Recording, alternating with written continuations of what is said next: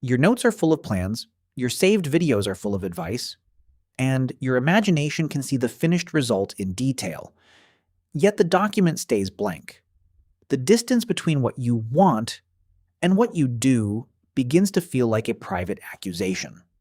If you are among people with large goals and a stubbornly unmoving first step, ask what this experience is responding to and what would make it more useful.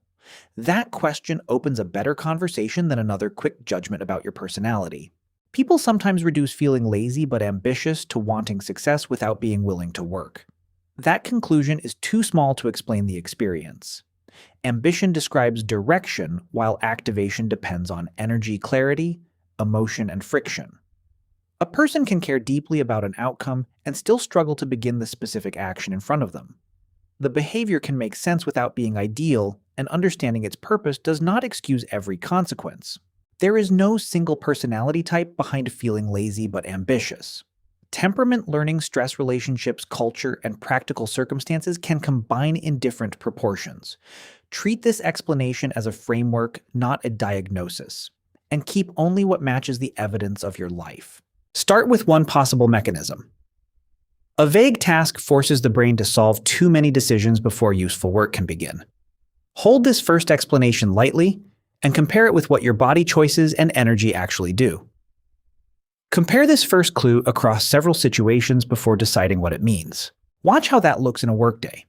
You redesign the project board because choosing colors feels safer than writing the difficult paragraph. In the first scene, the need beneath the behavior matters more than how the behavior looks from outside. Read the first scene through need, timing, and aftermath rather than appearance. A second layer is easy to miss. Perfectionism makes the first draft feel dangerous because it exposes the gap between taste and skill.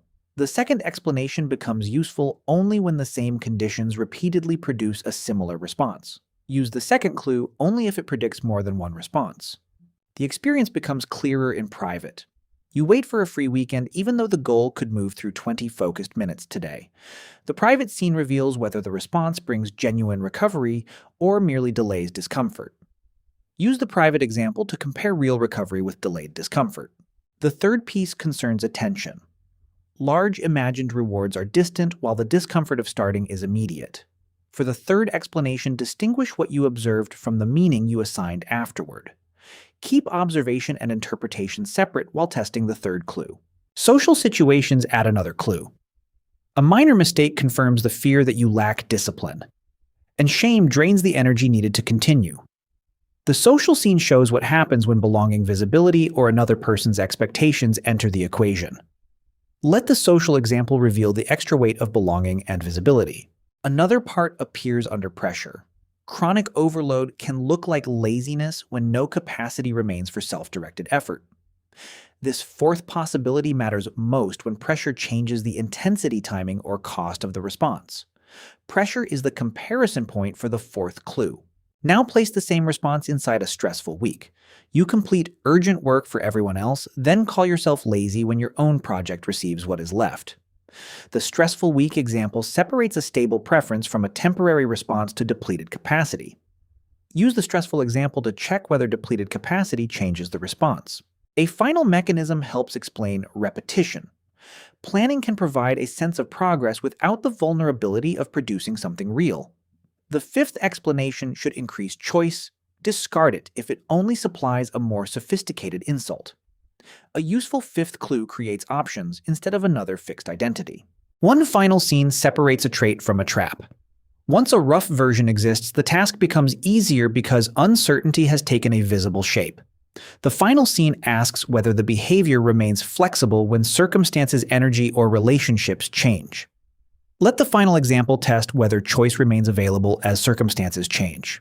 To make the activation pattern more precise, compare three conditions: a rested day, a depleted day, and a day spent with people who feel safe. Notice whether the response changes in speed, intensity, or cost. If it shifts with context, the context belongs in the explanation. That comparison prevents one difficult moment from becoming a permanent identity. Look for a counterexample to activation as carefully as you look for confirmation. Remember a time when the usual response did not happen, happened less strongly, or ended sooner. Ask what was different about preparation, energy, environment, expectations, and support. A counterexample reveals the conditions that make greater choice possible. The hidden cost of activation deserves equal honesty. Compassion becomes avoidance when it never leads to a smaller plan, and ambition becomes fantasy when goals remain, protected from the imperfect work that would test them. Preserve whatever the response protects, connects, restores, or clarifies. Change the portion, reducing freedom, straining trust, or moving you farther from what you value. Start by observing the pattern.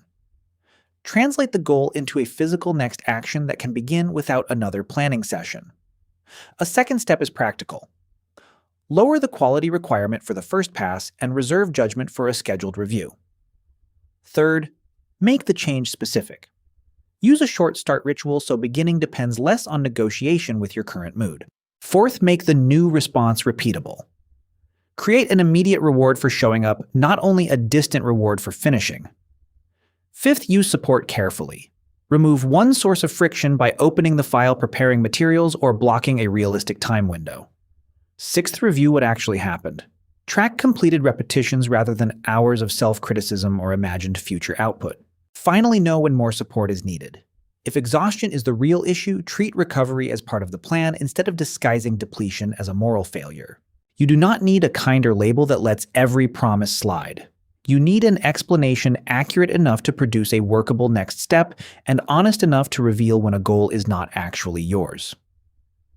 Flexibility means choosing among several responses instead of being pushed into one move. An understandable response does not have to become the only move available.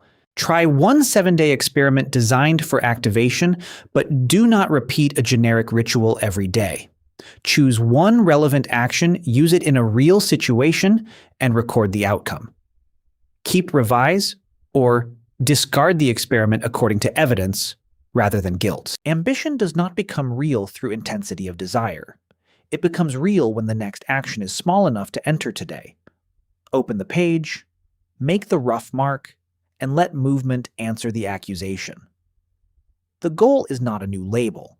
It is enough understanding and flexibility to make a more deliberate next choice.